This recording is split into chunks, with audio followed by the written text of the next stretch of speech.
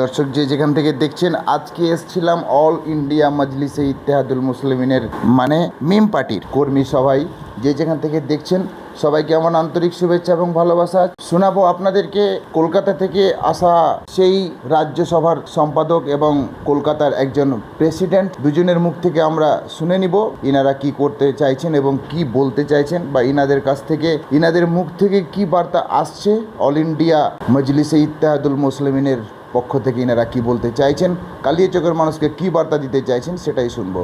আপনাদের অনুরোধ করব ভিডিওটা শেষ পর্যন্ত দেখবেন। সামনে বক্তব্য দিচ্ছেন ইনি হচ্ছেন অল ইন্ডিয়া মজলিসে ইত্তেহাদুল মুসলিমিনের রাজ্য সম্পাদক মিস্টার ইমরান সোলাঙ্কি। আপনারা যে যেখান থেকে দেখছেন ধৈর্য সহকারে একটু শুনবেন ভিডিওটা শেষ পর্যন্ত। যদি ভালো লাগে ভিডিওটা শুনে তাহলে বেশি বেশি করে শেয়ার করবেন, বা এই দলটাকে এই পার্টিটাকে যারা ভালোবাসেন তারা অবশ্যই শেয়ার করবেন। এবং আমার একটা অনুরোধ, সাবস্ক্রাইব করতে অবশ্যই ভুলবেন না, কিন্তু ফলো করে লাইক দিবেন। এই দলটা বা এই দলটাই পারে একমাত্র সংখ্যালঘু মুসলিমদের জন্য বা বিজেপি বা আরএসএস বা বজরং দলের বিরুদ্ধে বা তাদের প্রতিবাদ করতে একমাত্র এরাই পারে, এবং এই রকম দলেরই পাশে থাকা দরকার, এই আশাটাই আপনাদের কাছে রাখি। बहुत बहुत शुक्रिया। ধন্যবাদ স্যার। चलो ऊपर कर। औज़ु बिल्लाहि मिनश शैतानिर रजीम, बिस्मिल्लाहिर रहमानिर रहीम। আমি এসছি কলকাতা থেকে আপনাদের সামনে।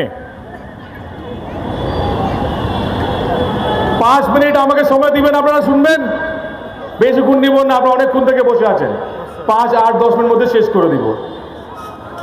প্রথম কথা, আমাদের মা বোনরা বসে আছে, আমার ভাই, সবাইকে আমার সালাম, আমার শ্রদ্ধা। আসসালামু আলাইকুম ওয়া রাহমাতুল্লাহি ওয়া বারাকাত।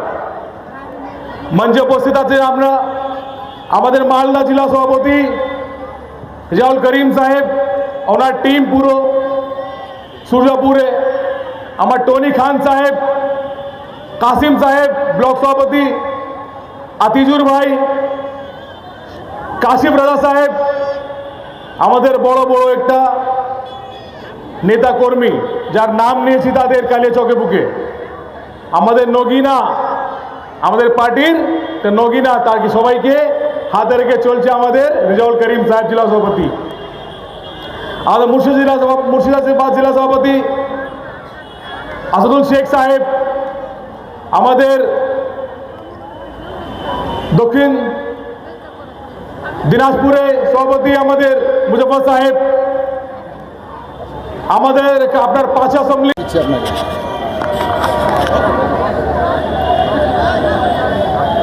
নামাজের জন্য আমরা 10 মিনিট বিরতি করছিলাম। আবার আমাদের পুনরায় প্রোগ্রাম শুরু হলো। আমাদের সন্ধ্যা 7টা পর্যন্ত টাইম আছে, বেশিক্ষণ টাইম নেই হয়তো। তো আমি এটুকু বলছি যে আমরা বুঝতে শিখেছি, এরপর আমরা যেন ভুল না করি। কারণ আজ আমাদের রাজ্যের মন্ত্রী ভেবেছিলাম 21শে জুলাই উনি ভালো কিছু বলবেন। ভালো তো অবশ্যই বলেছেন, কিন্তু ইনসাফের কথা বলেননি। উনি ভালো তো অবশ্যই বলেছেন, কিন্তু ইনসাফ কথা বলেননি। উনি একটা ভালো কথা বলেছেন কি, যে আমি দীঘাতে মন্দির বানিয়েছিলাম, আবার একটা নতুন মন্দির বানাবো। আরে দাদা ভাই, আপনাকে মন্দির বানাতে বারণ করিনি, কিন্তু মুসলমানের অধিকারটাও আপনাকে দেওয়া উচিত। কারণ আমরা কোনোদিন এত বড় দুঃখ পাইনি যে দুঃখটা আপনি আমাদেরকে প্রথম দিয়েছেন। সেই দুঃখটা হচ্ছে যখন আমাদের মরে যাওয়ার পর যে জায়গাতে আমি ঘুমাবো, যে জায়গাতে আমি শুয়ে কিয়ামত পর্যন্ত শুয়ে থাকবো, সেই জায়গাটাও আপনি বিক্রি করেছেন। আবার এটাও বলেছেন, যদি কিছু বাংলার মানুষ আন্দোলন করার জন্য উত্তেজিত হয়েছিলাম। এবার আমাদের রাজ্যের মন্ত্রী বলছেন, যদি এই ওয়াকফ বিল নিয়ে যদি আপনাদের আন্দোলন করতে হয় তো দিল্লি গিয়ে আন্দোলন করতে হবে বলেননি? বলেছে তো, তাই মিথ্যা কথা বলেছেন উনি যে দিল্লি গিয়ে আন্দোলন করতে হবে।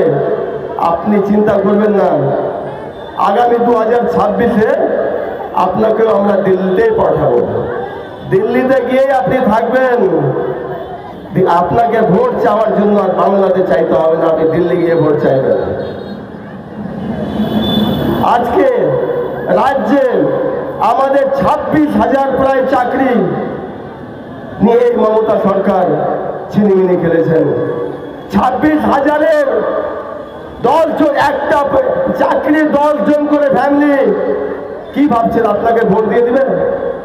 কি ভেবেছেন আপনাকে ভোট দিবে? আপনি এই চোর নেতাদেরকে পুষবেন, তারা আপনাকে ভোট দিয়ে দিবে ভাবছেন? আপনি ভুলে যান, আপনার দিন কাছে এসছে। 2026-এ আপনাকে মানুষ, বাংলার মানুষ সঠিক জবাব দেওয়ার জন্য প্রস্তুত আছে। আজকে আপনি এই বাংলার যে সিভিক ভলেন্টিয়ার বানিয়েছেন, 9,000 থেকে 10,000 টাকা বেতন পায় না ভালো করে। কি এই ওদের যা পরিশ্রম দিন রাত 24 ঘন্টায় আপনি ওকে ব্যবহার করেছেন। কেন 10,000 টাকা একটা লোকের পকেট খরচাও জমে না দিদি? আর আপনি এই 2,000, 1,000 করে দিয়ে এই শিক্ষাকেও শেষ করেছেন। পশ্চিম বাংলার মানুষকে আপনি অশিক্ষিত করে এই ভোট নেওয়ার চেষ্টা করছেন। আপনার দিন শেষ। আপনি নিজের বইয়ে বিস্তার গুছিয়ে মোদির মতো আবার আপনিও বলুন যে হাম ফাঁকি রাত দিয়ে ঝোলারকে নিকল যাएंगे। আপনারও দিন চলে এসছে। কারণ আপনি এই শিক্ষাকে এমন করে ধ্বংস করেছেন যে আমরা একটা হাদিস শুনেছিলাম আমি, যে হাদিসটাতে বলা হয়েছিল যে সকালবেলা ভালো লোকের দল থাকে আর বদমাশদের দল থাকে। যেমন ইবলিশের দল, ইবলিশের মধ্যে একটা 5 জন যখন বাইরে কাজে গেল, তো সন্ধ্যাবেলায় এসে যখন ইবলিশকে হিসাব দিচ্ছে, ইবলিশ বলছে, ভাই তুমি কি করেছো? বলছে, হুজুর আমি একটা বিবাহিত মহিলাকে একটা বিবাহিত ছেলের সঙ্গে জানা করিয়েছিলাম। বলছে, বাহ, খুব ভালো কাজ করেছো। আপনি কি করেছেন? বলছে, একটা আমি ছোট বাচ্চার গলা কেটে নিয়ে চলে এসেছি। বলছে, বাহ, খুব ভালো কাজ করেছো। একজন বলছেন যে আমি সকালবেলায় 5-6টা বাচ্চা স্কুল যাচ্ছিল, 6টা বাচ্চা স্কুল যাচ্ছিল, ওই বাচ্চাটিকে আমি স্কুল যেতে দিইনি, ওই বাচ্চাটিকে ভুল বুঝিয়ে আমি তাদেরকে বাড়িতে ফিরিয়ে দিয়েছিলাম। তখন উনি বলছেন, ওই ইবলিশ শয়তান বলছেন যে তুমি সবচেয়ে দামি কাজ করেছো। কারণ শিক্ষা থাকলে ও আমার সঙ্গে বিরোধিতা করবে, শিক্ষা থাকবে না, বিরোধিতা করবে না। তাই আমি আপনাদের কাছে অনুরোধ করছি যে এই সরকার শিক্ষার সরকার নয়। আমার একজন নেতা টনিবাবু বললেন যে শুধু স্কুলে খিচুড়ি খাওয়ানো হয়, আর বলা হয় মাঝে মধ্যে আবার ডিমটা দিবেন, যেন বাচ্চারা বিরক্ত না হয়। ওই খিচুড়ি আর ডিম খেয়ে ওই মাধ্যমিকে গিয়ে দেখা গেল ওই প্রশ্নটাও করতে পারছে না, প্রশ্নটাকে উত্তরে লিখে বসে থাকছে। হচ্ছে কিনা বলুন, মিথ্যা কথা বলছি না? প্রশ্নটাকেই উত্তরে লিখছে, ওটাও আবার লিখতে পারছে না। এই সরকার বলছে আমি শিক্ষার জন্য কোটি কোটি টাকা খরচা করছি। আপনি কিসের খরচা করছেন? আপনি বলছেন আমি শিক্ষার জন্য আরবো টাকা খরচা করছি। 12-এ পড়লে, 11-এ পড়লে ও রেজিস্ট্রেশনের সই করতে পারে না, ওর নাম শিক্ষার জন্য ওকে বলা হচ্ছে তুমি 100 বার তোমার নামটা লিখে আসবে, তারপরে তোমাকে রেজিস্ট্রেশনের সই করতে দেওয়া হবে। একজন গার্জেন এসে বলছে, স্যার আমি কি করবো? ও 1 থেকে পড়ছে, নামটা লিখে আসবে, নামটাও আপনি শিখাননি। তো বলছে যে নামটা কেমন করে শিখাবো?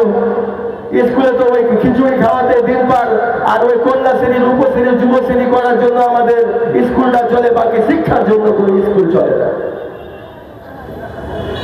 তো আমরা আগামী 26-এ যদি আমাদের একটা এমএলএও যদি কোনো জায়গা থেকে বেরোয়, তাহলে দেখতে পাবে ঝকঝক করে যে আমাদের সারা দেশের মধ্যে একজন এমপি যেমন পার্লামেন্টের মাটিতে গলা ফাটিয়ে বলতে পারেন।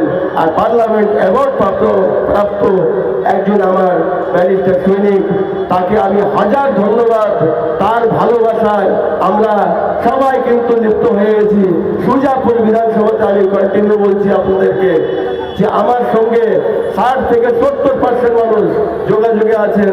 ইনশাল্লাহ আমি 26-এ সুজাপুর বিধানসভা এবং মোথাবাড়ি বিধানসভায় আমি কড়া জবাব দিব ইনশাল্লাহ। আমরা কড়া জবাব দিব 26-এ, এটা ভেবে দিন, আমরা দিবই ইনশাল্লাহ। কারণ এই দুর্নীতির সরকারকে আমরা অনেক দেখলাম, আর কিন্তু আমরা দেখব না। আগামীতে আবার সময় হবে, আবার বলবো, কারণ আমাদের খুব অল্প সময় আছে।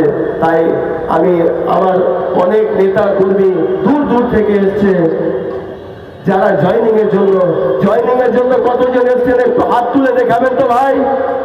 আজকে মিমে জয়েনিং করার জন্য কতজন এসছেন সবাই হাত তুলে দেখাবেন। আপনারা মিমে জয়েনিং করলেন তো? আগামীতে সঠিক জবাব দিবেন তো ইনশাল্লাহ? বলুন। আরে ভয় করিয়েন না, কিছু হবে না। আমি সংবিধানের বাইরে কথা বলি না, কারণ আপনার যে অধিকার আমারও অধিকার। আপনি বলেন বাংলাদেশ আপনার বাপের আছে, আমি বাংলাদেশ যাবো না। এই ভারতে আমার 7 মুলতান না 14 পিড়ি এখানে বাস করে, আর বলছে যে বাংলাদেশ চলে যেতে। বাংলাদেশ না, এই শুভেন্দু অধিকারী বলছে ভুলভাল, এ মানে মাথা খারাপ হয়ে গেছে যে এই পশ্চিম বাংলাতে এরকম রাজনীতি না করতে, রাজনীতি হবে না। আরে শুনে নেন, যদি MIM এর একটা MLA যদি বেড়ায় কিনা, এমন ধাক্কা মারবো যে বাংলাদেশেও থাকবে না, অন্য জায়গায় গিয়ে পড়বে। এমন ধাক্কা মারবো যে বাংলাদেশেও থাকবে না, অন্য জায়গায় গিয়ে পড়বে। কারণ MIM এ যারা সৈনিক থাকে তারা আল্লাহকে ছাড়া কারোর সামনে মাথা নত হবে না। কারণ মাথা কাটিয়ে দেবো কিন্তু মাথা ঝুঁকাবো না, তার নাম হচ্ছে MIM। আমি আমার সমস্ত দূর থেকে নেতা কর্মীকে আসার, আমি সবার নাম বলতে পারলাম না কারণ অল্প সময়ের জন্য। সবাই কিছু মনে করবেন না, আমি সবাইকে আমার অন্তরস্থল থেকে সালাম জানাই। আসসালামু আলাইকুম।